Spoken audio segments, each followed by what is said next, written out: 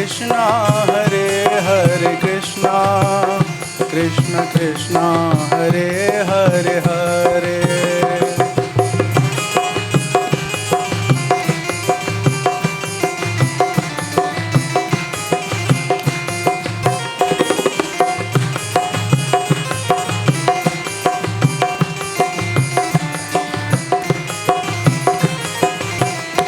Hare Rama, Hare Rama, Rama, Hare Rama, Hare Rama, Rama, Rama Rama, Hare Hare Hare, Hare Krishna, Hare Hare Krishna, Krishna Krishna, Hare Hare Hare.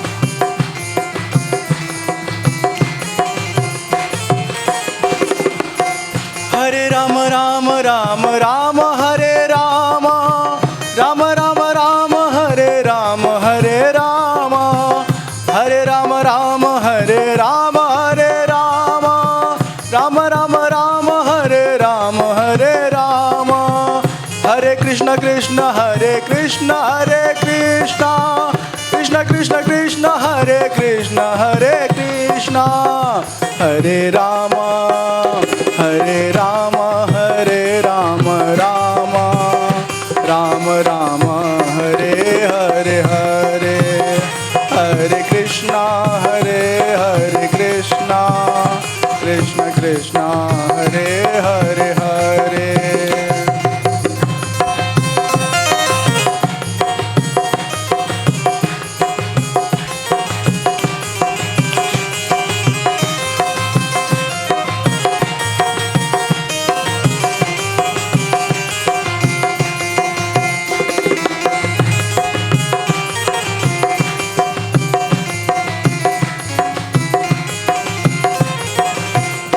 Hare Rama, Hare Rama, Rama, Rama Rama, Hare Hare Hare, Hare Krishna, Hare Hare Krishna, Krishna Krishna, Hare Hare Hare.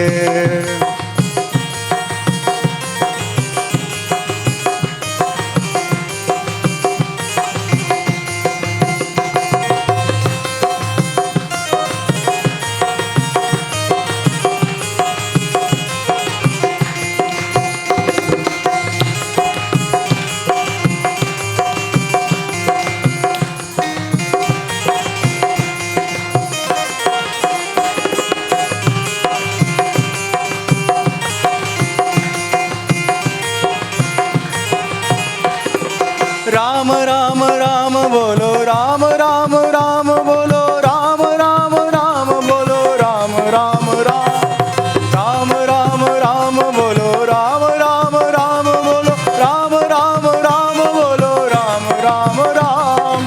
Krishna Krishna Krishna बोलो, कृष्ण कृष्ण कृष्ण बोलो, कृष्ण कृष्ण कृष्ण बोलो, कृष्ण कृष्ण कृष्ण. हरे रामा, हरे कृष्णा, हरे हरे कृष्णा, हरे राम, हरे राम, राम राम राम, हरे हरे हरे, हरे राम, हरे राम, राम राम राम, हरे हरे हरे.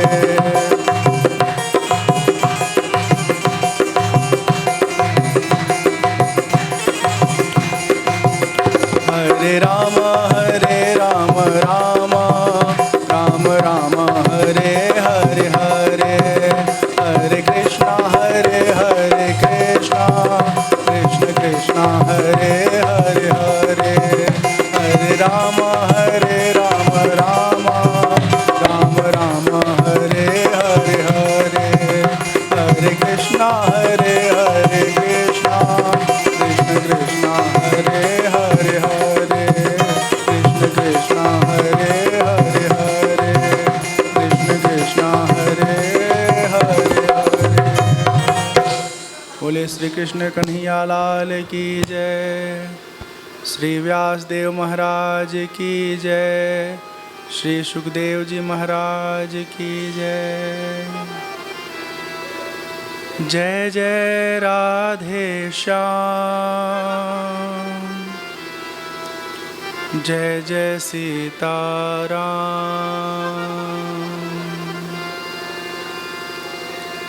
सच्चिदानंद रूपाय विश्वोत्पत्त्यादिहेतवे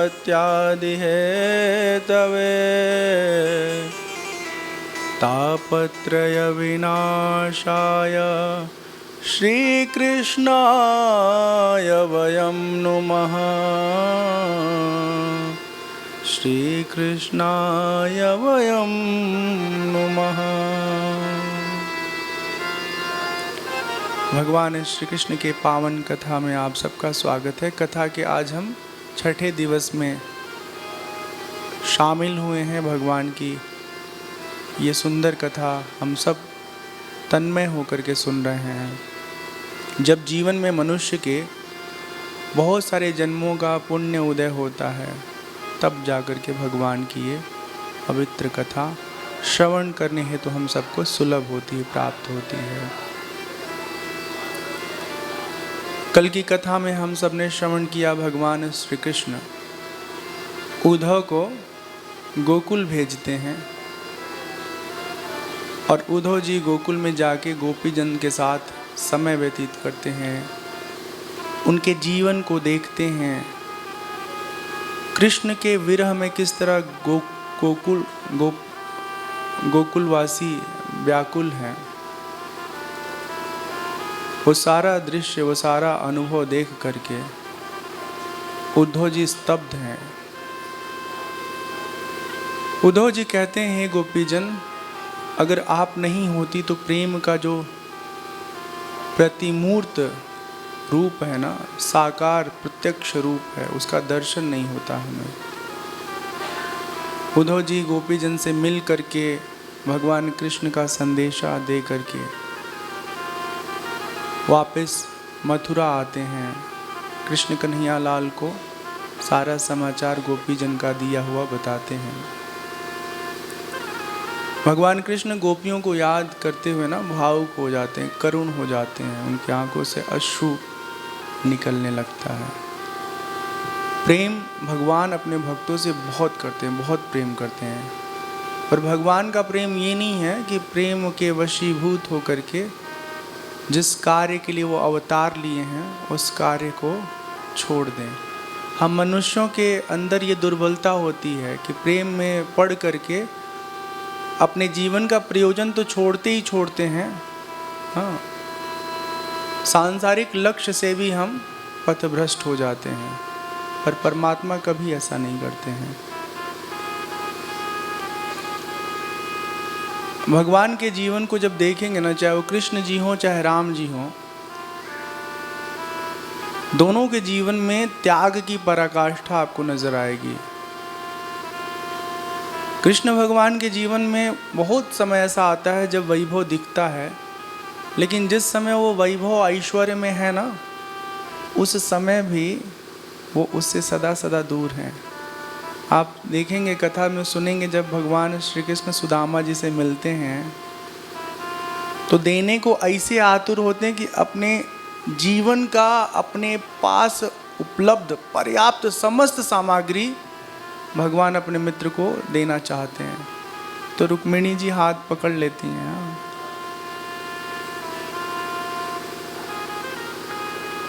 तो भगवान का जीवन अत्यंत त्यागमय है।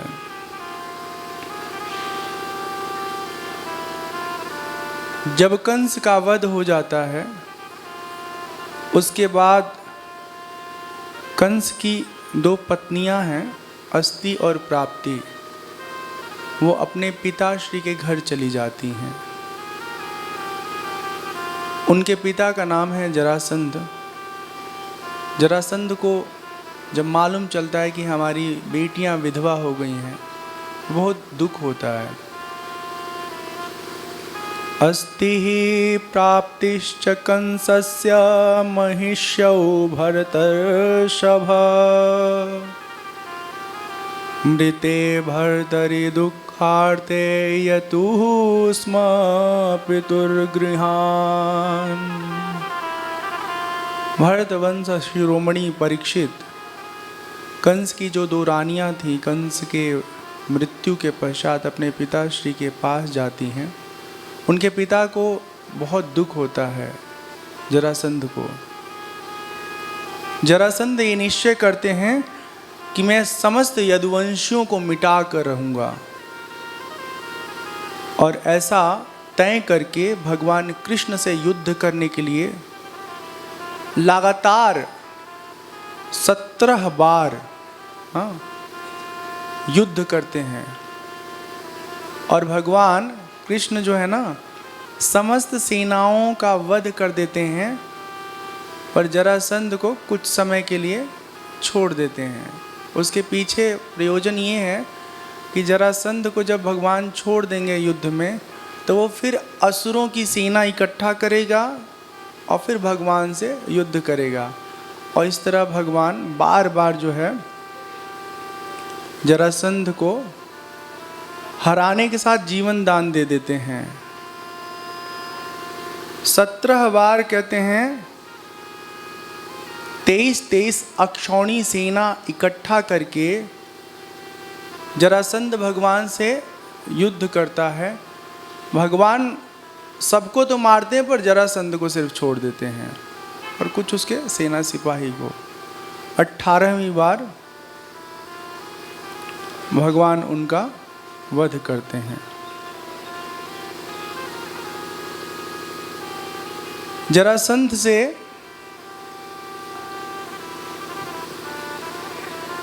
एक काल यवन नाम का राक्षस है, उसकी दोस्ती होती है। काल यवन भी भगवान कृष्ण का परम शत्रु है।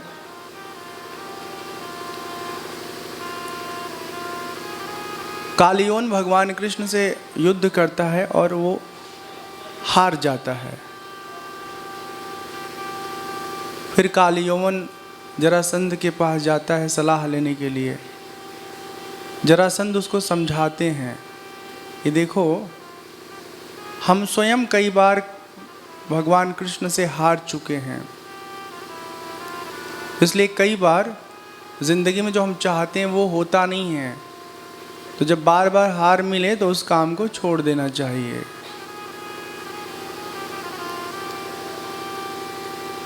एक बार की बात है, काल यवन भगवान कृष्ण से युद्ध करने के लिए एकदम से बहुत बड़ी सेना लेके ना मथुरा को घेर लेता है। जब मथुरा को घेर लेता है तो भगवान बलराम जी से कहते हैं आप मथुरा की रक्षा करिए, और स्वयं कृष्ण भगवान दिखा करके काले यौवन को निहत्थे, कुछ अस्त्र शस्त्र नहीं लेते हैं, भागने लगते हैं। और भागते भागते भागते भागते जा करके एक गुफा में घुस जाते हैं, प्रवेश कर जाते हैं। काल यौवन भी उसी गुफा में चला जाता है। काल यौवन को नहीं मालूम था, लेकिन भगवान कृष्ण को तो सब कुछ मालूम है। तो वहाँ एक ना मुचकुंद नाम के ऋषि हैं, वो शयन कर रहे हैं। उनको शाप, मतलब उनको अभिशाप मिला, उनको वरदान मिला था काले यौवन जी को कि सोते समय जो कोई भी आपको जगाएगा, आपके देखने मात्र से वो भस्म हो जाएगा। तो भगवान कृष्ण गुफा में जाते हैं, उनको मालूम है कि काल यौवन काल जो है यहाँ मुचकुंद सोए हैं। तो मुचकुंद के ऊपर अपनी पीताम्बरी धीरे से ओढ़ा करके और छुप जाते हैं उसी गुफा के भीतर। काल यौवन को लगता है कि अरे देखो कैसा डरपोक आदमी है, और डरपोक भी अद्भुत टाइप का डरपोक। एक तो रण छोड़ के भाग रहा है और दूसरा थक गया तो आके यहाँ चुपचाप सो रहा है। हाँ, तो वो जोर का टक्कर मारता है काले यौवन। वहाँ तो भगवान कृष्ण हुए नहीं, वो खाली चद्दर ओढ़े हुए हैं। चद्दर के नीचे तो मुचकुंद योगी जी हैं। तो जैसे ही वो टक्कर मारता है, मुचकुंद की निद्रा टूटती है और उठ करके मुचकुंद देखते हैं। देखते ही काल यौवन जो है वहीं पर भस्म हो जाता है। और इस तरह से भगवान कृष्ण बिना मेहनत के ही ना अपने एक बड़े शत्रु से विजय प्राप्त कर लेते हैं। तो इस कथा से हमको ये सीखना होगा कि हर जगह जो है शरीर का बल नहीं दिखाना होता है। हाँ, कहीं कहीं रणभूमि में जीतने के लिए बुद्धि का भी बल आवश्यक होता है।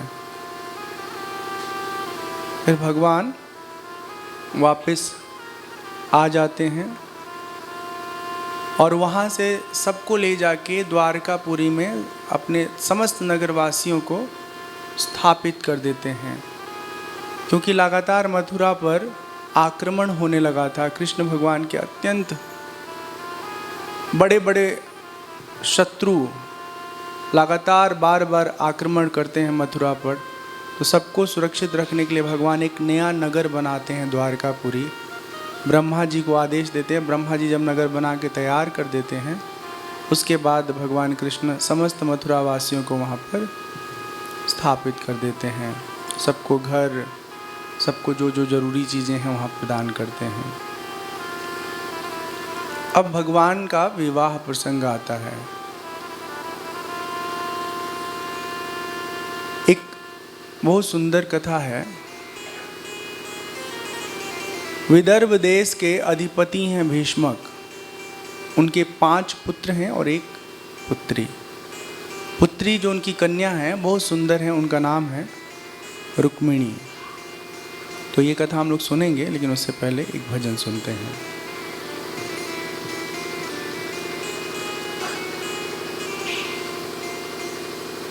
हरे राम हरे राम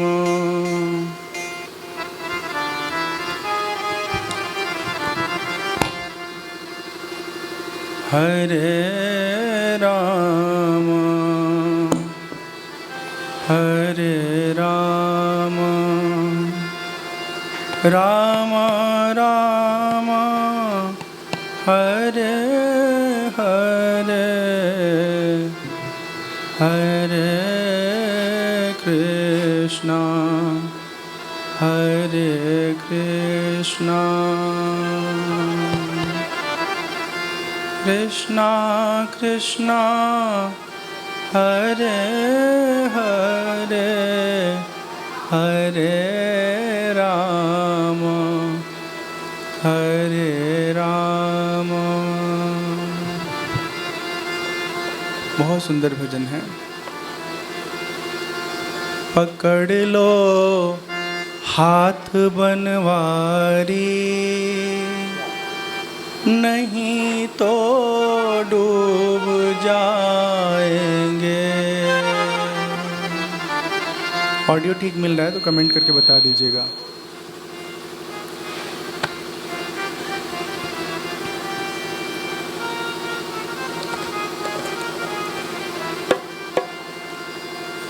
पकड़ लो हाथ बनवारी,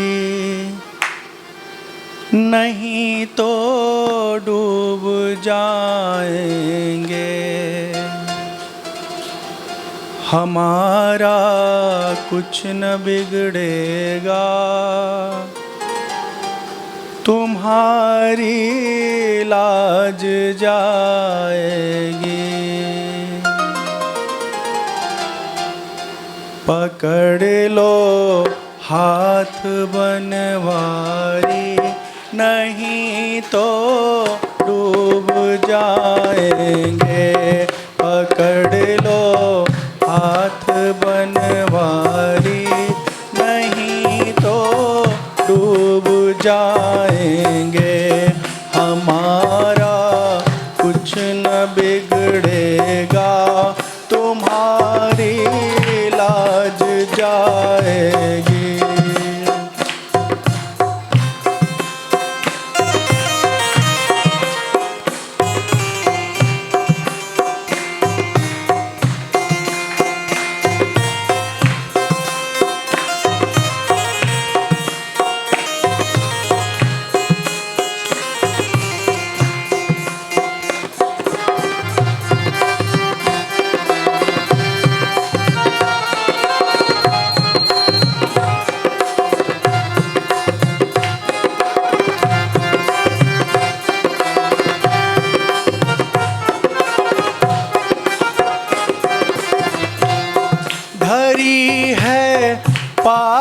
की गठरी हमारे सिर पे ये भारी धरी है, पाप की गठरी हमारे सिर पे ये भारी, वजन पापों का है भारी, वजन पापों का है भारी, इसे कैसे उठाए हम, पकड़ लो हाथ बनवारी, नहीं तो डूब जाएंगे।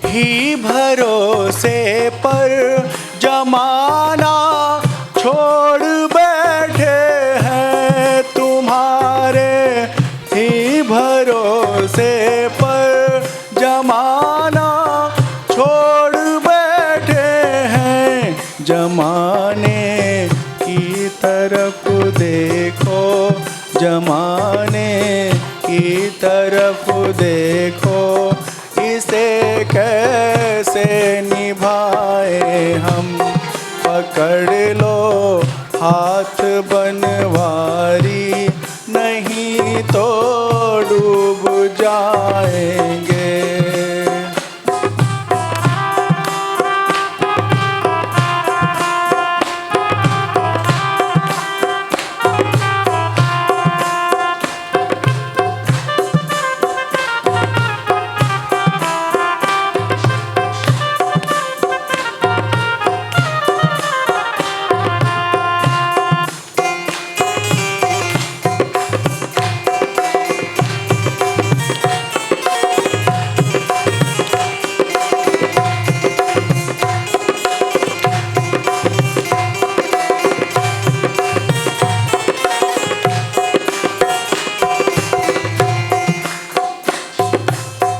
दर्द दिल किससे कहें, कोई सहारा ना देगा,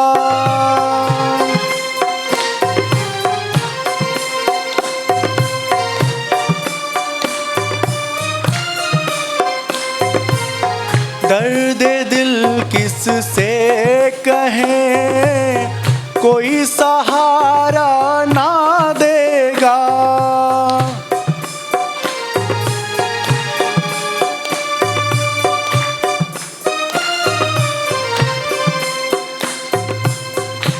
सुनोगे आप ही मोहन, सुनोगे आप ही मोहन, किसे अब हम सुनाएंगे, सुनोगे आप ही मोहन, किसे अब हम सुनाएंगे, पकड़ लो हाथ बनवारी, नहीं तो डूब जाएंगे।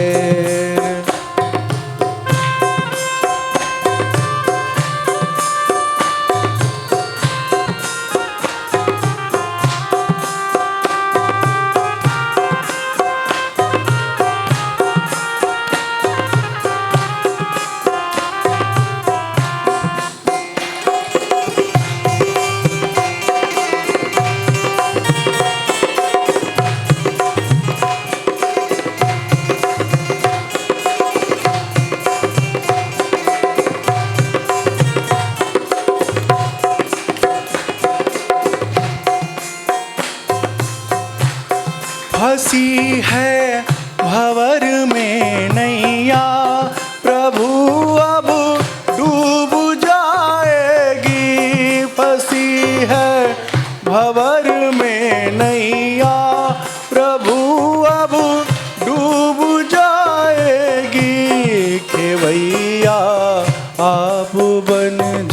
जाओ, खेवैया आप बन जाओ, तो बेड़ा पार लग जाए।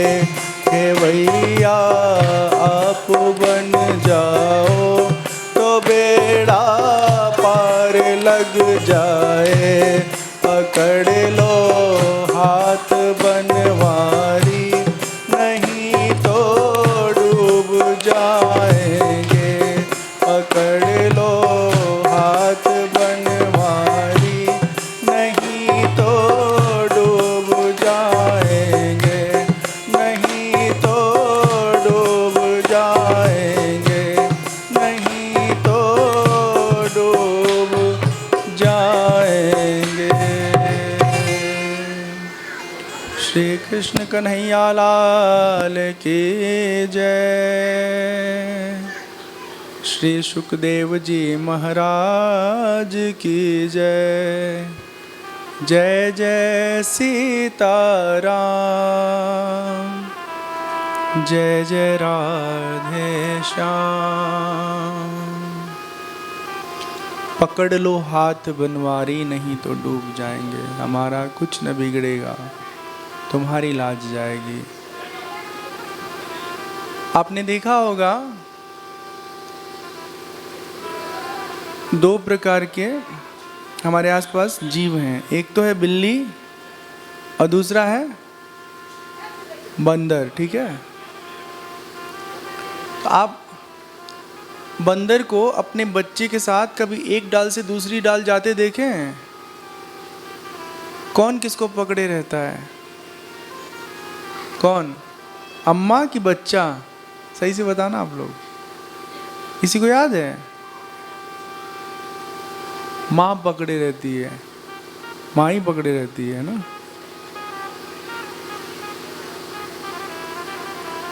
अब बिल्ली का बच्चा जो है ना, ऐसे बिल्ली को पकड़े रहता है।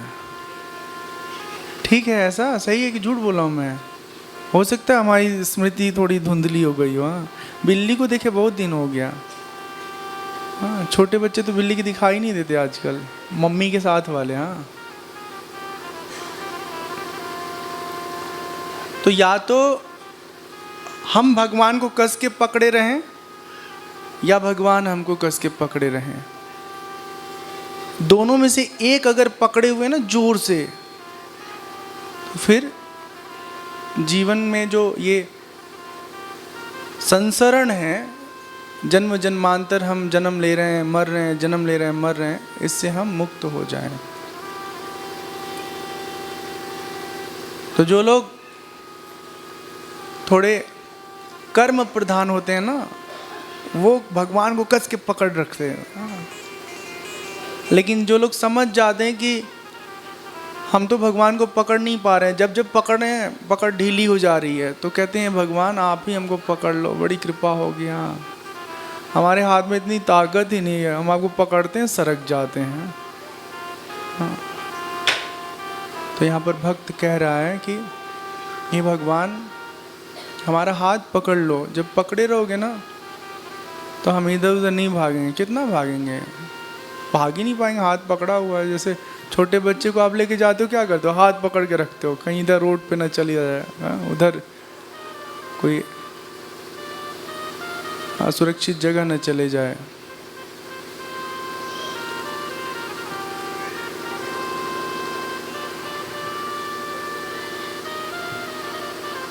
बोले कृष्ण कन्हैया लाल की जय। आज के आनंद की जय। अच्छा, इतना अच्छा हम बोल लेते हैं, लेकिन कभी कभी हमारी जबान लड़बड़ा जाती है। हाँ, शब्द ही फंस जाते हैं आपस में। हमको बड़ा अटपटा लगता है, काहे फंस रहा है। हम तुलतुला के भी तो नहीं बोलते हैं, लेकिन हो जाता है। जब आपके अंदर भाव बहुत ज़्यादा रहते हैं ना, तो आप शब्द को कहना चाहते हो, लेकिन वो शब्द जो है ना इधर उधर डिसऑर्गेनाइज्ड हो जाते हैं, मतलब अपनी जगह से जगह बदल देते हैं, तो बस आपस में लड़ भिड़ जाते हैं। सुखदेव जी परीक्षित जी को कथा सुनाते हुए कहते हैं कि भगवान श्री कृष्ण के विवाह का जो घटनाक्रम है ना बहुत अद्भुत है। परीक्षित विदर्भ देश के अधिपति भीष्मक, उनके 5 पुत्र हैं और 1 पुत्री है। सबसे बड़े पुत्र का नाम है रुक्मी और 4 छोटे पुत्र हैं जिनके नाम क्रमशः रुक्मत, रुक्मबाहु, रुक्मेश और रुक्माली। ये कुल 5 पुत्र हैं। और बेटी का जो नाम है वो नाम है रुक्मिणी। रुक्मिणी को भगवान कृष्ण के बारे में पता चला। उस समय तो फेसबुक था नहीं, न इंस्टाग्राम था, तो आदमी की शक्ल सूरत देखने के लिए तो उसके पास जाना पड़ेगा ना। अच्छा, उनके पास जाने की भी कोई संभावना नहीं रुक्मिणी के जीवन में। खाली भगवान का जो सद्गुण है ना, उनका जो वीरता है, उनका जो दिव्यता है, वो रुक्मिणी को मालूम चला। और जब रुक्मिणी को पता चला कि कोई इस धरा पर ऐसा ऐसा है, अत्यंत सुंदर स्वभाव से युक्त, अत्यंत पराक्रमी वीर, हाँ, तो उन्होंने अपने मन के भीतर भगवान कृष्ण को अपना जीवन साथी चुन लिया। बिना मिले बिना जाने, मतलब एक दूसरे से अपरिचित थे, फिर भी रुक्मिणी ने भगवान कृष्ण को अपना जीवन साथी चुन लिया। मन ही मन उन्होंने निश्चय किया कि हे प्रभु, आप ही मेरे पति के रूप में मेरे सच्चे साथी हो और आपको छोड़ के हम किसी के जीवन में प्रवेश नहीं करेंगे। भगवान कृष्ण तो अंतर्यामी हैं, उनसे कोई बात छुपी रह ही नहीं सकती। अब रुक्मिणी क्या करती हैं, एक ब्राह्मण देवता के माध्यम से पत्र लिखती हैं और कहती हैं, हे ब्राह्मण देव, हमारी मदद करिए, ये पत्र भगवान कृष्ण तक पहुंचा दीजिए। ब्राह्मण देव जाते हैं और भगवान कृष्ण को बताते हैं कि ये पत्र आया है। हाँ, आप इस पत्र में देखिए रुक्मिणी जी ने आपके लिए क्या लिखा है। तो उस पत्र का जो मूल विषय था कि हे प्रभु, हमने आपको अपना जीवन साथी चुन लिया है, कृपा करके हमें स्वीकार करिए। हाँ, अगर आप नहीं आएंगे तो फिर समझिए ठीक नहीं होगा। ठीक नहीं क्या होगा, हमारा मन जो है जीवन भर आपके लिए तड़पता रहेगा। भगवान कृष्ण जब पत्रिका पढ़ते हैं, समाचार उसमें से पढ़ते हैं, तो तुरंत तैयार हो जाते हैं। अपने सारथी दारुक को आदेश देते हैं कि विलंब न करो, जल्दी से रथ तैयार करो और हम लोगों को निकलना है विदर्भ देश। एक ही रात में चलते चलते चलते चलते भगवान भीष्मक के नगर पहुंच जाते हैं। भीष्मक मतलब रुक्मिणी जी के पिताजी के नगर।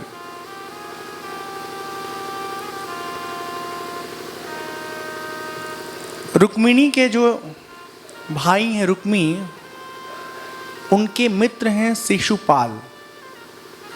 शिशुपाल और रुक्मी मतलब रुक्मिणी जी के भाई की आपस में बड़ी दोस्ती है। तो रुक्मी का मन था कि हमारी बहन शिशुपाल की पत्नी बने। शिशुपाल हमारी बहन का बहुत ख्याल रखेगा, और नहीं ख्याल रखेगा तो मारेंगे पीटेंगे, हमारी बहन को कष्ट देते हो। हाँ, अब अपरिचित लड़के से शादी करेंगे तो उसके बारे में मालूम नहीं है, तो भाई हमेशा चाहता है कि हमारी बहन सुखी रहे। तो इस बात को लेकर के उसने विवाह तय कर दिया था, और विवाह की पूरी तैयारी चल रही थी। हाँ, ध्यान से सुनिए आप लोग, इधर उधर ध्यान नहीं लगाइए। जब भगवान कृष्ण पहुंचते हैं रुक्मिणी जी के विवाह में, तो सब लोग बड़े प्रसन्न होते हैं। खास तौर पर रुक्मिणी के जो पिताजी हैं भीष्मक, कहते हैं देखिए कितनी अच्छी बात है, कृष्ण बलराम भी शादी के लिए आए हैं, मतलब शादी में शामिल होने के लिए आए हैं। उधर शिशुपाल के जो पिता हैं राजा दमघोष, वो जो है ब्राह्मणों को बुला करके विधि विधान से पूजा पाठ करा रहे हैं, शादी से संबंधित जो पूजाएं होती हैं। रात्रि का काल है, सब लोग आपस में मिल रहे हैं, एक दूसरे से बातें कर रहे हैं। उधर ब्राह्मण देवता रुक्मिणी के पास जाके कहते हैं कि देखिए भगवान आ गए हैं और आप बिल्कुल बिल्कुल निश्चिंत रहें, कोई तनाव मन में ना रखें। हाँ, सुखदेव जी कहते हैं परीक्षित, रुक्मिणी के मन में बहुत दुविधा थी, लेकिन जब देवता ब्राह्मण देव बताते हैं कि भगवान आ चुके हैं तो बड़े वो खुश होती हैं।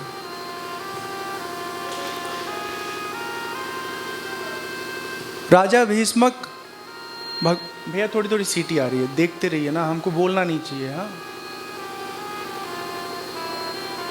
ये सीटी कहाँ से आ रहा है? कोई माइक खुला है क्या अनावश्यक? वो खुला है बंद है? भगवान श्री कृष्ण बलराम जी का आदर सत्कार करते हैं भीष्मक, रुक्मिणी जी के पिताजी। और इसी बीच ना भीड़ भाड़ में ना सब एक दूसरे से मिलजुल रहे हैं। तो रुक्मिणी जी अंतःपुर से निकल करके, अपने घर से निकल करके मंदिर में पूजा के लिए जाती हैं। सुखदेव जी कहते हैं परीक्षित, रुक्मिणी जी भगवान की माया के समान ही बड़े बड़े धीर वीरों को मोहित कर लेती हैं, इतनी सुंदर हैं। राजकुमारी रुक्मिणी जब मंदिर में पूजा के लिए जाती हैं तो उसी समय भगवान पहुंच जाते हैं, सबकी नज़रों से बचते बचाते। और मंदिर के एक तरफ कहीं दरवाज़ा होगा, भगवान ने वहाँ पर अपना रथ लगा रखा था। देखते ही देखते भगवान रुक्मिणी जी को उठा के रथ में बिठा लेते हैं। हाँ, और सबकी आंखों से ओझल होते हुए, हाँ, बचते बचाते। अब वहाँ जाके सीना तान के हल्ला करके थोड़े ना कहेंगे कि ले जा रहे हैं तुम्हारी बेटी को, हाँ, बवाली हो जाएगा। भगवान चुपचाप लेके चले आते हैं। जरासंध को जब मालूम चलता है तो बहुत नाराज होता है। वहां पर वो भी मौजूद है। रुक्मिणी का भाई रुक्मी बहुत बहुत क्रोधित होता है। भगवान कहते हैं रथ पर बैठी रुक्मिणी से, हे रुक्मिणी तुम डरो मत, क्योंकि ना जब रथ चलने लगा है तो सबको पता चल गया, सब पीछा करने लगे हैं। यदुवंशी भी भगवान की रक्षा के लिए वहां पर मौजूद हैं। वो सब जो दुश्मन के लोग हैं, रुक्मिणी के पक्ष के जो सिपाही हैं, सेना नायक है, सबको मार के वहां से भगा देते हैं। और इस तरह भगवान रुक्मिणी को अपने नगर ले आते हैं। फिर विधि विधान से उनका विवाह संपन्न होता है। अब क्या होता है कि जब रुक्मिणी का जो भाई है वो आक्रमण करता है ना भगवान की सेना पर, तो उसको बंदी बना लिया जाता है। मतलब भगवान कृष्ण कन्हैया लाल के साले साहब कृष्ण जी की सेना के माध्यम से द्वारा बंदी बना लिए जाते हैं।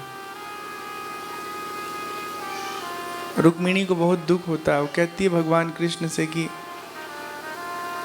ये मेरा भाई है, इसको मारिए मत, आखिर हमारा ही भाई है, हम इसकी बहन है। कैसे संभव है कि हमारे परिवार में जो हमारा भाई है वो मारा जाए, वो भी आपके द्वारा। भगवान कहते हैं देखो ऐसा है कि जो आदमी दुर्भाव, दुर्व्यसन और दुष्टता से युक्त है उसको दंडित करना कोई अपराध नहीं है। तो इस तरह से भगवान उसका वध कर देते हैं और फिर अपना गृहस्थ जीवन में आनंद से रहने लगते हैं। क्योंकि ये बहुत दुष्ट है ना, जो रुक्मी है वो अंतिम क्षण तक ये नहीं चाहेगा कि रुक्मिणी भगवान कृष्ण के जीवन में बनी रहें। आगे एक दिन की कथा है। एक सत्राजीत हैं, उनके भाई प्रसेन, उनके पास ना गले में एक बहुत सुंदर मणि है। तो राज्य में नियम है कि अगर कोई बहुत बहुमूल्य चीज है तो उसका स्वामी राजा होता है। अब भगवान कृष्ण राजा है, लेकिन ये जो गले में मणि पहना हुआ है ये भगवान को देता नहीं है, राजकोष में जमा नहीं करता है। एक दिन की बात है, वो जंगल में शिकार करने गया। उसी समय एक सिंह जो है वहाँ पे आता है और प्रसेन को मार डालता है, मणि को छीन करके ले जाता है। तो प्रसेन से मणि सिंह लेके जाता है और रास्ते में सिंह की मुलाकात हो जाती है जाम्बवान जी से। तो सिंह को जाम्बवान जी मार देते हैं और वो मणि ले जा करके अपने गुफा में अपनी बेटी को दे देते हैं। चमकदार है तो उनके लिए तो कोई अर्थ है नहीं, वो मणि के मूल्य को समझते नहीं है लोग। हाँ, जिस योनि में है उस योनि के अनुसार, लेकिन उनकी बेटी उसे खेल रही हैं। जब चारों तरफ समाचार फैलता है कि प्रसेन मारा गया, मर गया, तो प्रसेन का भाई जो सत्राजित है ना, वो कहता है कि हो ना हो भगवान कृष्ण ने ही उनको मरवाया है, क्योंकि उसके गले में बहुमूल्य मणि है और वो दे नहीं रहा था, तो भगवान मरवा दिए उसको। अब भगवान को बड़ा दुख होता है कि देखो हमने तो कुछ ऐसा किया ही नहीं, फिर भी सब हमको बदनाम कर रहे हैं। कभी कभी ज़िंदगी में ऐसा होता है कि आप कुछ भी गलत नहीं करते हो, फिर भी आपके माथे पे ना कोई कलंक लग जाता है। तो भगवान कृष्ण मणि की खोज करते हैं और मणि की खोज करते करते, मतलब फॉलो करते करते, अनुसरण करते करते उसी गुफा में जाते हैं जिस गुफा में जाम्बवान जो है वो सिंह को मार करके मणि ले जा करके रह रहा है या रहता है वहाँ ना। तो भगवान अपने नगर के लोगों को जो साथ में जाते हैं भगवान के साथ, उनको कहते हैं देखो हम अंदर जा रहे हैं और फिर देखते हैं अंदर क्या होता है, ठीक है, कुछ तो मिलेगा ही मिलेगा। हाँ, क्योंकि सिंह के चिन्ह जो है नज़र आ रहे थे। फिर उसके बाद जो रीक्ष हैं जाम्बवान जी, उनका चिन्ह नज़र आ रहा था, तो उसी अनुसार भगवान ढूंढ करके गए हैं। अंदर गए हैं तो बहुत बहुत विकराल युद्ध हुआ है भगवान कृष्ण में और जाम्बवान जी में। जाम्बवान जी समझ जाते हैं कि ये कोई साधारण मानव नहीं है, ये भगवान है।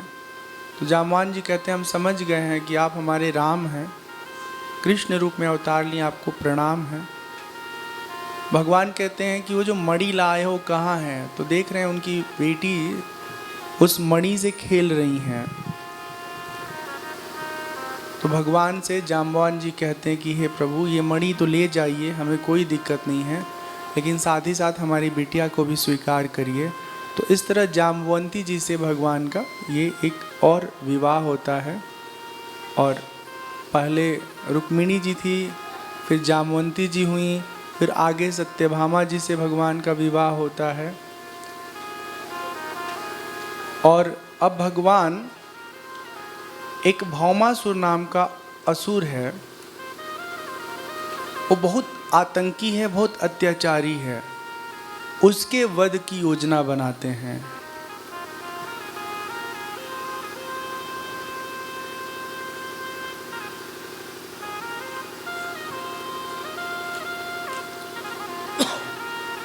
ये भौमासुर क्या करता था, जिस राज्य पर आक्रमण करता था बहुत बलशाली था, तो उस राज्य के राजा को मार देता था। उसका सारा राज्य जो है ये अपने अधीन कर लेता था, कब्जा कर लेता था। और साथ ही साथ उस राज्य में जो भी युवतियां थी, कन्याएं थी ना, उन सबको बंदी बना करके अपने घर ले आके रखता था।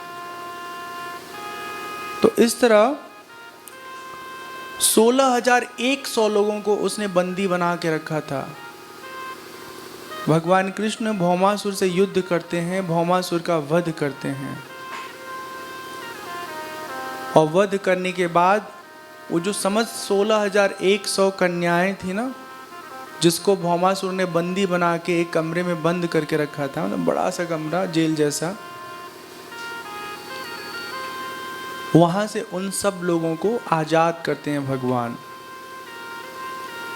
जब सब कन्याओं को मालूम चला है कि भगवान कृष्ण हमें मुक्ति दिलाए हैं इस दुष्ट असुर के इस बंधन से, तो वो सब के सब मन ही मन भगवान कृष्ण को अपना प्रियतम पति के रूप में स्वीकार कर लेती हैं और सब के सब भगवान से प्रार्थना करती हैं कि हे प्रभु, हमें अनाथ मत करिए, आप मिले हैं, आप ही हमारे नाथ हैं, अतः हमें अपनी शरण में लीजिए। तो भगवान ने ना एक ही समय में जितनी कन्याएं थी ना, उतना रूप धारण करके सबके साथ परमात्मा श्री कृष्ण पाणी ग्रहण करते हैं और सबको अपना जीवन साथी बनाते हैं। ठीक है, तो इस तरह भगवान का ये 16,100 विवाह, हाँ, एक बार में होता है। अब देखिए यहाँ पर ना एक बहुत सुंदर बात समझना है हम सबको, बहुत सामाजिक बात है।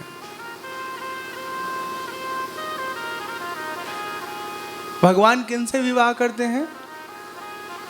जो शोषित थीं,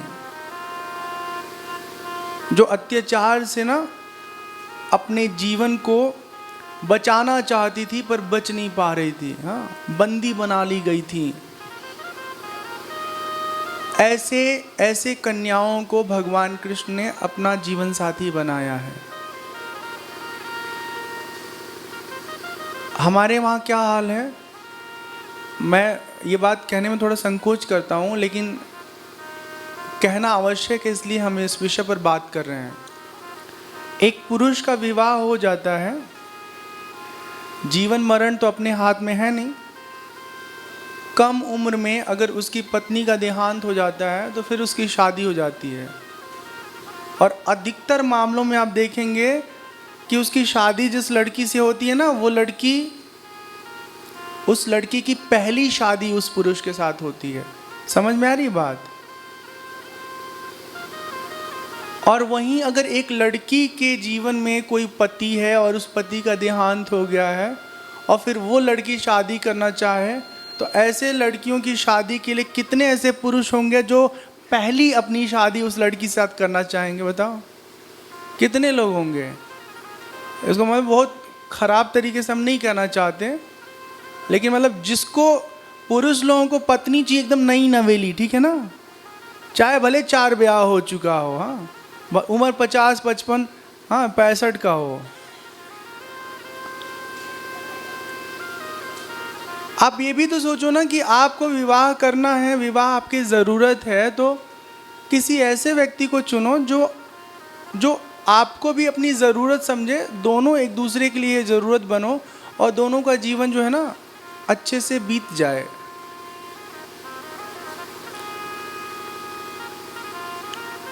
तो यदि ऐसा कोई विवाह कर रहा है ना, तो उस विवाह पर कोई प्रश्न चिन्ह नहीं लगाएगा। अगर 35 वर्ष किसी की आयु है और वो व्यक्ति अपने उम्र के समकक्ष किसी को जीवन साथी बना रहा है, तो उसमें कोई दोष नहीं है।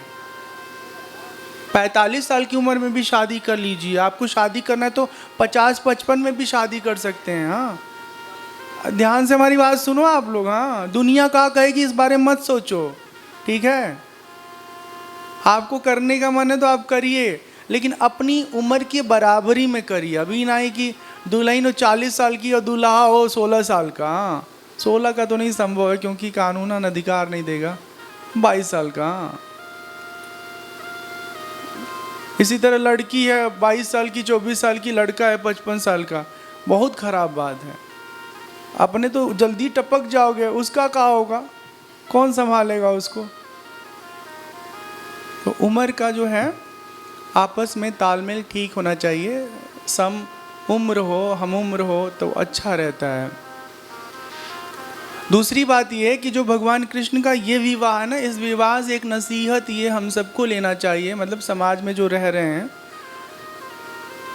कि जब आपको विवाह आवश्यक हो तो उस समय आप किसी ऐसे साथी को चुनो जो जो आपकी आवश्यकता के लिए भी आवश्यक है, मतलब उसकी भी आप आवश्यकता बनो, आपके लिए वो आवश्यकता बने।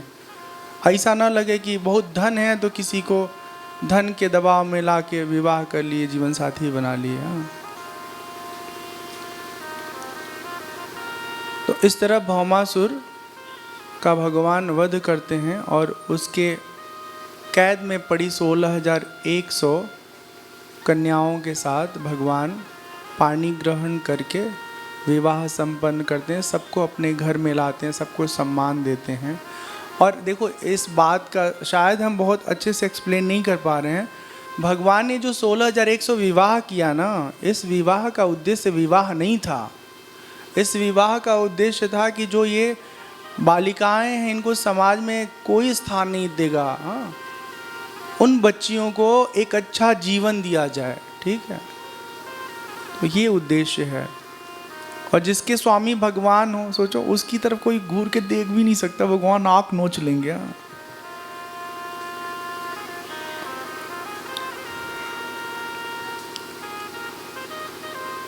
हरे राम हरे राम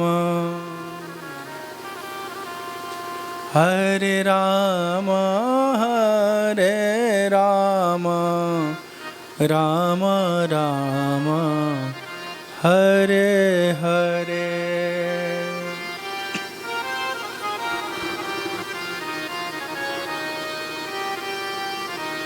थोड़ी देर नाम संकीर्तन करेंगे, फिर बहुत अच्छी कथा है, राजा नृग की कथा, उसमें हम लोग प्रवेश करेंगे। हरे राम हरे राम हरे राम हरे राम राम राम हरे हरे हरे राम हरे राम हरे राम हरे राम राम राम हरे हरे हरे कृष्णा हरे कृष्णा हरे कृष्णा हरे कृष्णा कृष्णा कृष्णा हरे हरे हरे राम हरे राम हरे राम हरे राम राम राम हरे हरे। ऑडियो अच्छे से आ रहा है ना आप लोगों को? सुनाई दे रहा है ठीक से? सबको अच्छे से सुनाई दे रहा है ना?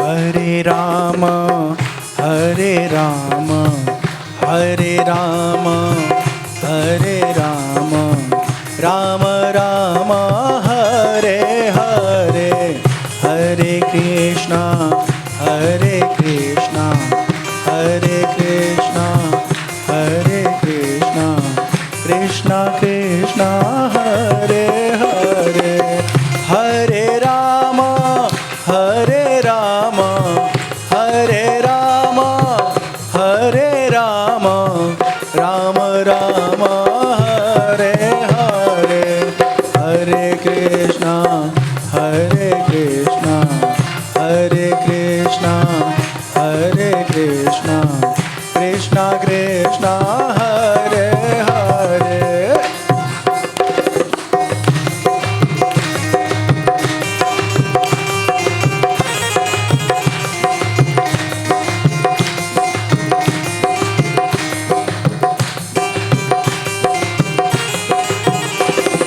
राम राम राम बोलो राम राम राम राम राम राम बोलो राम राम राम राम राम राम बोलो राम राम राम राम राम राम बोलो राम राम राम।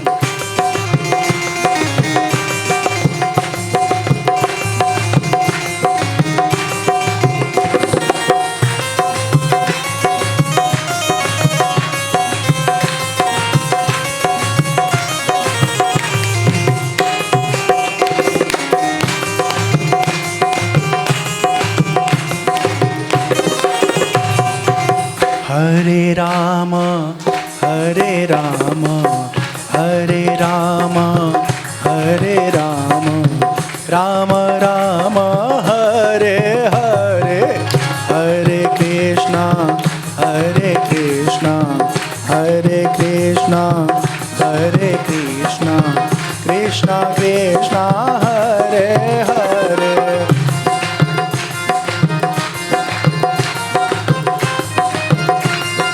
जय हो।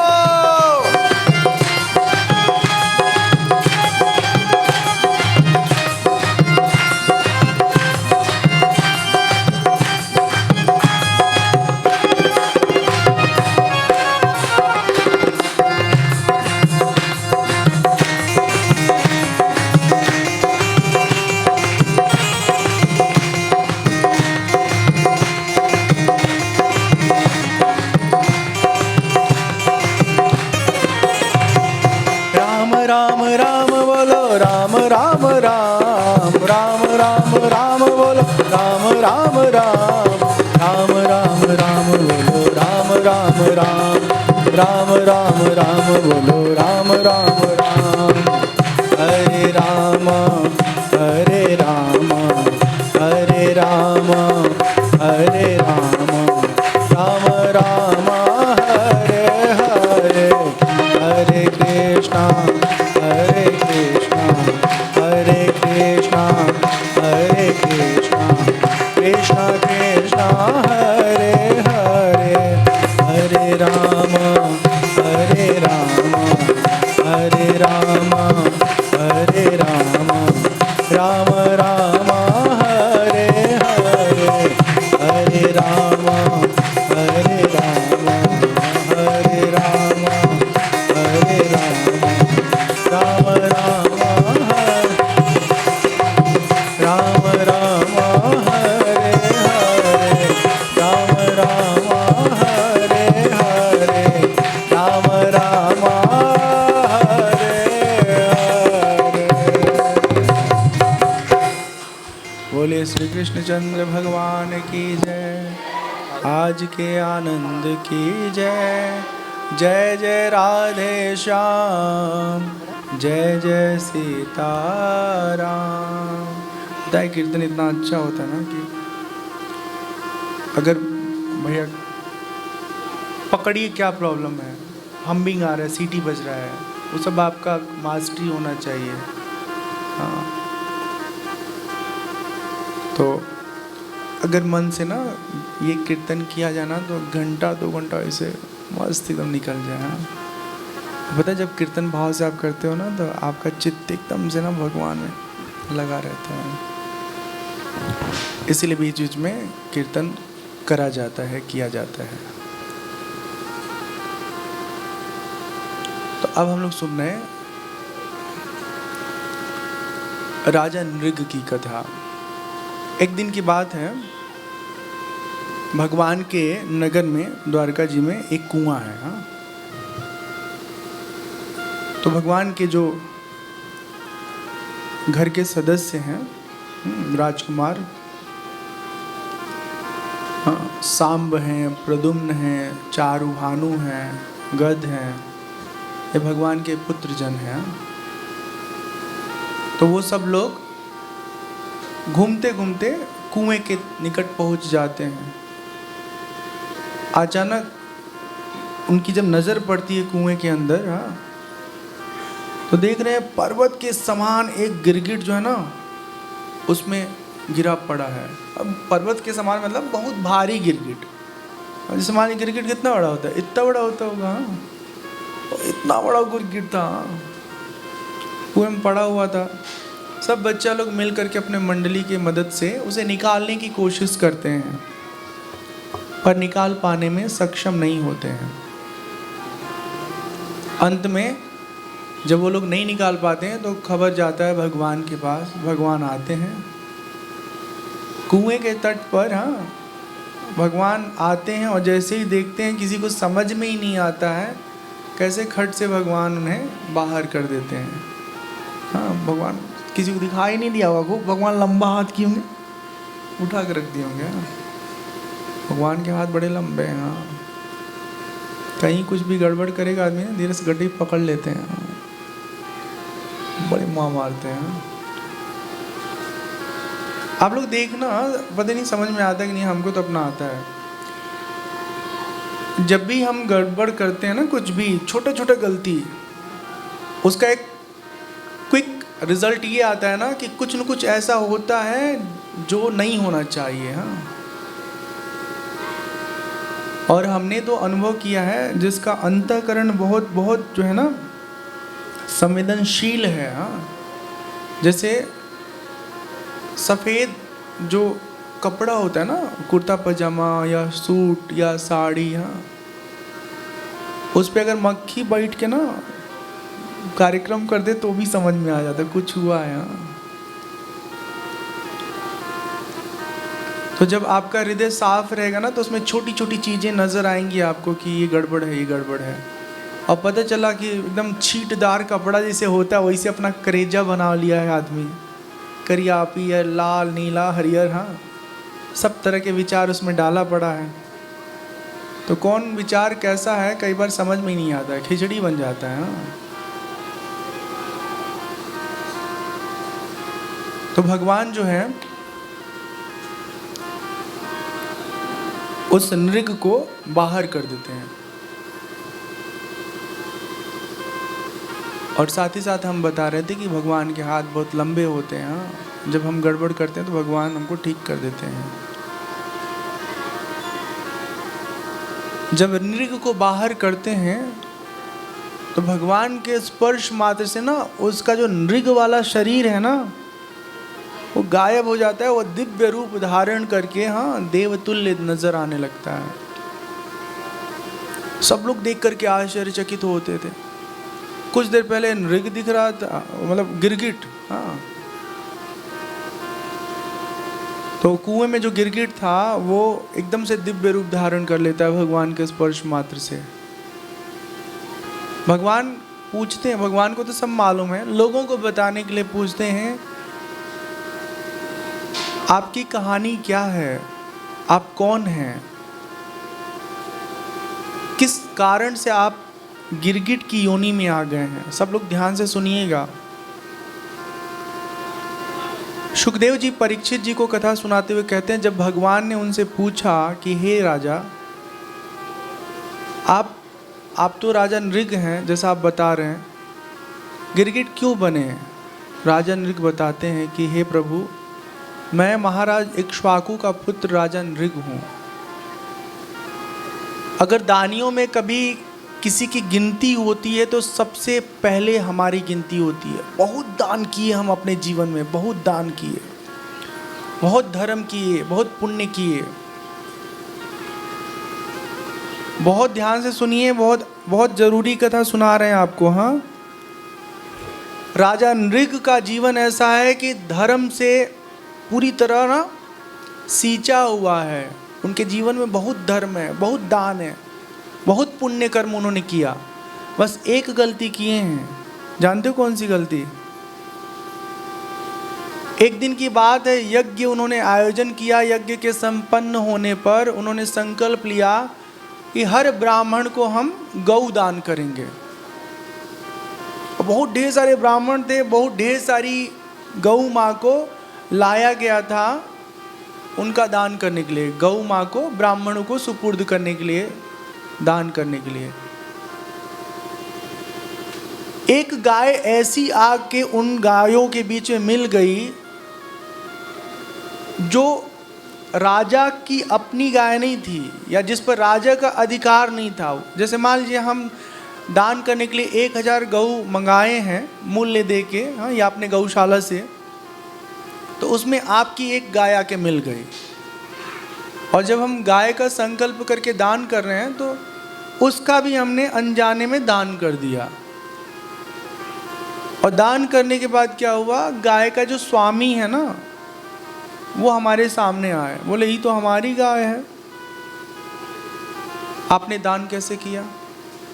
कभी भी कोई वस्तु जब दान आप करते हैं तो केवल और केवल अपनी वस्तु दान की जाती है। दान पाई चीज किसी को परोपकार में दिया तो जा सकता है लेकिन उसका दान नहीं किया जा सकता। समझ में आई बात?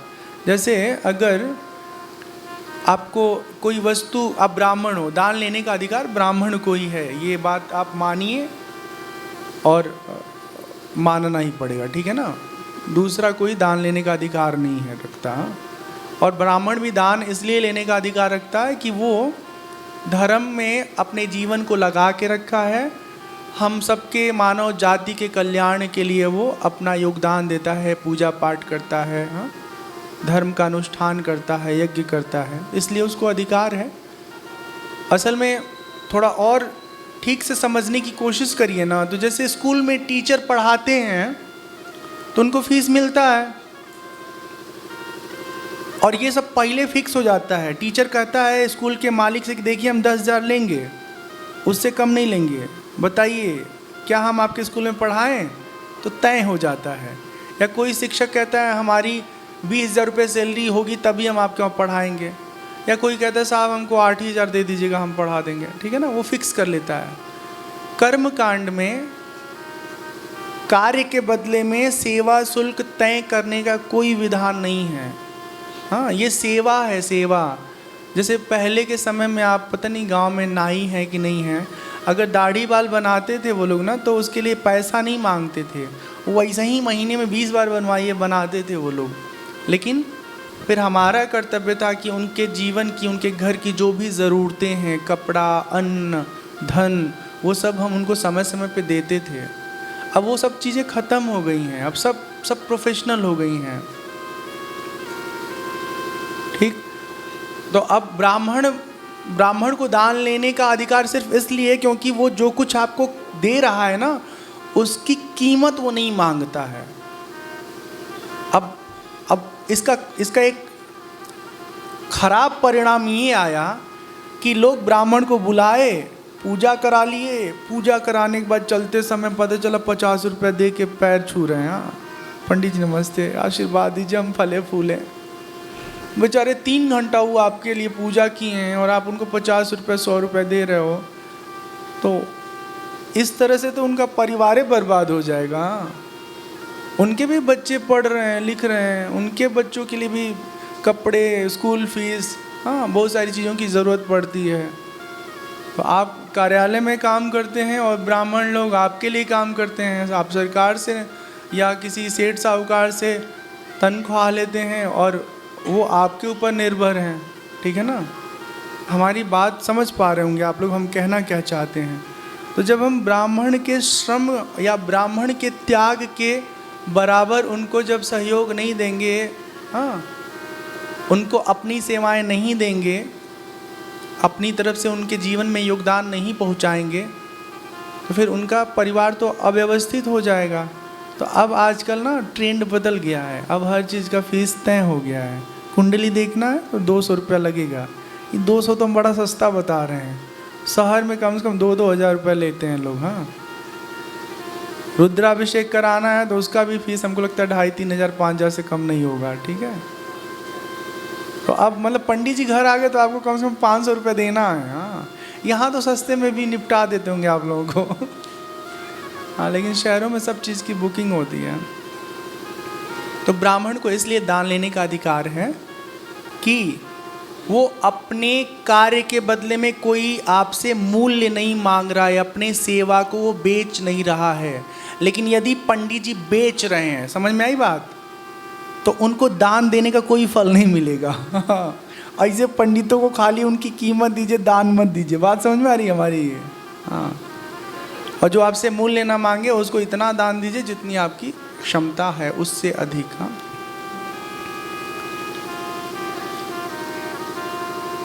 तो ब्राह्मण को दान देने के लिए गऊ मंगाया गया था और उसमें एक गऊ दूसरे की आ गई थी, उसका भी राजा नृग ने दान कर दिया। अब जिस चीज के आप स्वामी नहीं हो, उस चीज का अगर आप दान करते हैं तो फिर ये तो मतलब अनाधिकार चेष्टा हो गया।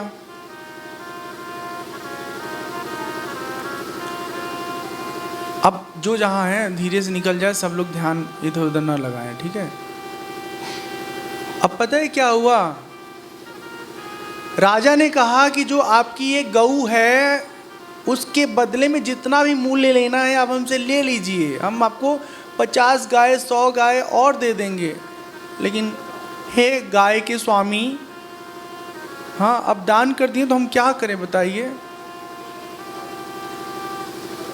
वो गाय के स्वामी जो है ना, जो गाय के मालिक हैं, वो कहते हैं हमें नहीं चाहिए एक्स्ट्रा कुछ भी, हमारी गाय का दान आप करने वाले होते कौन हैं। और क्या होता है, दान कर चुके होते हैं ना संकल्प, फिर जिसने दान लिया होता है ना उस गाय को, वो कहता है राजन जब इसके स्वामी आप नहीं हैं तो इसका दान आप कैसे कर सकते हैं, अतः आपने जो दान किया है वो अनवैलिड दान है, हाँ अनधिकृत दान। अतः ये आपका दान किया हुआ गौ मैया हम स्वीकार नहीं करेंगे। अब गाय का जो मालिक है वो कहता है चूंकि हमारी गाय है लेकिन आपने दान कर दिया है तो हमारा अधिकार नहीं रह गया उस पर। अब बात समझना, वो गौ माँ क्या हुई, बेघर हो गई। न तो दान लेने वाला उनको स्वीकार कर रहा है, न जिसकी गौ माँ है, गौवंश जिसकी है वो स्वीकार कर रहा है। तो अब समझिए आपका ऐसा हाल हो जाए, भगवान न करे किसी लड़के का जीवन ऐसा हो जाए, हाँ कि घर वाले भी निकाल दे और ससुराल वाले भी निकाल दे, फिर क्या हाल होगा, बहुत ही खराब होगा। अमूमन कहा जाता है बेटियों से, हाँ हमने कहा बेटियों को क्यों लपेटना, बेटों को भी कभी कभी लपेट लिया जाता है। हाँ नहीं कहते हैं कि वो घर वाले भी नहीं पूछ रहे, ससुराल वाले भी नहीं पूछ रहे फलाने के दुल्हनिया को। तो ऐसे कभी कभी लड़का का भी हो सकता है ना कि माई बाबा भी लात मार दें और ससुर सास भी लात मार दें, चलो निकलो इधर से, हाँ ऐसी हाल हो जाएगी। हाँ सिर्फ एक गलती के कारण राजा नृग को, हाँ ये गिरगिट की योनि में आना पड़ा था। अब ये कथा हम इतने ध्यान से आपको इसलिए सुनाएं कि हम लोग कई बार बहुत बड़ी गलती करते हैं। दूसरे के दरवाजे पर, दूसरे के घर के अंदर फूल लगा हुआ है और थोड़ा बाहर लटका हुआ है, हमने धीरे से निकाल लिया, ले जाके भगवान को चढ़ा दिया। हाँ उस फूल के हम स्वामी नहीं हैं तो क्यों चढ़ाओगे भैया, चढ़ाना भी है तो उनसे मांग लीजिए। हाँ एक और भयंकर गलती करते हैं, जैसे किसी के घर में आम लगा हुआ है, हाँ आम या अमरूद या पपीता, और कोई याचक आए तो आप अपनी सहेली के घर गए हो और उसी समय कोई याचक आए तो आपने क्या किया, तोड़ करके आम पपीता अमरूद और उनको दान कर दिया। अरे भाई जिसका आम पपीता अमरूद है वो दान करे, उसको हक है, हाँ लेकिन आप दूसरे के संपत्ति को हथिया करके, हथियाना समझते, कब्जा करके दूसरे को दान करना, ये अनाधिकार चेष्टा है, ये नहीं करना चाहिए। शास्त्र में बताया गया है कि किसी के चीज को देख करके ये कल्पना करना कि काश ये हमरे पास आ जाए। हाँ जैसे आप कहीं अपने मायके, ठीक है, भाभी की सुंदर सुंदर साड़ी देखी, बस ख्याल आ जाए तो सड़िया हमको भी दे देती भाभी, ये भी चोरी है, चोरी, इसको स्तेय कहते हैं। तो ऐसी गलती हम अपने जीवन में कभी ना करें। हाँ एक और गलती हम लोग करते हैं, हमें किसी ने अपने घर भोजन के लिए बुलाया है, हाँ उसकी श्रद्धा है, मित्रता में, या वो कहते हैं ना पंडितों को खिलाने से पुण्य मिलता है, इस वजह से हमें किसी ने बुलाया है, या अपनी शादी में या अपने घर के मांगलिक उत्सव में, और हम 5 लोगों को लेके पहुंच गए वहाँ। अब सोचो किसी आदमी के घर में कार्यक्रम हो और उसने 100 आदमी को बुलाया हो तो वो 150 आदमी का भोजन बनाएगा,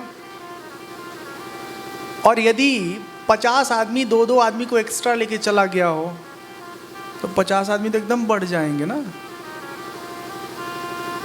तो ऐसी गलती बिल्कुल नहीं करिएगा, ये बहुत बड़ी गलती है।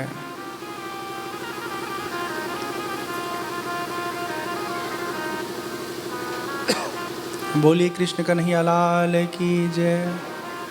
फिर देखते देखते सबके समक्ष जो राजा नृग हैं वो अंतर ध्यान हो जाते हैं और अपने कर्मफल के अनुसार देवलोक को चले जाते हैं और द्वारका में सब लोग अपने कार्य में संलग्न हो जाते हैं। भगवान कृष्ण के राज्य में किसी को कोई कष्ट नहीं है, सबका बहुत ख्याल रखते हैं भगवान। और दुष्टों को तो बिल्कुल बिल्कुल बख्शते नहीं हैं, एकदम नहीं छोड़ते हैं। तो एक भजन हम लोग सुनते हैं, फिर आगे की कथा में प्रवेश करेंगे। संजय जी कुछ सुनाएंगे आप? ठीक है।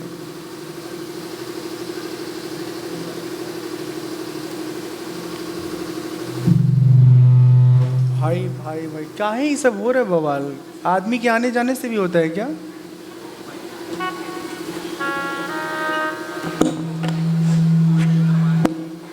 अच्छा बारिश और इसमें भी है।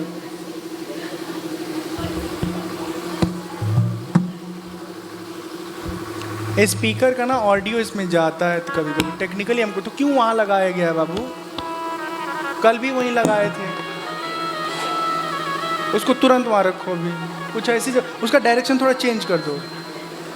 स्पीकर और माइक में जब आपस में सीधा डायरेक्शन रहता है ना तो आओ रिवर्स होता है वो ऑडियो। उठो घुमाइए यार, इतना बोलने के बाद भी।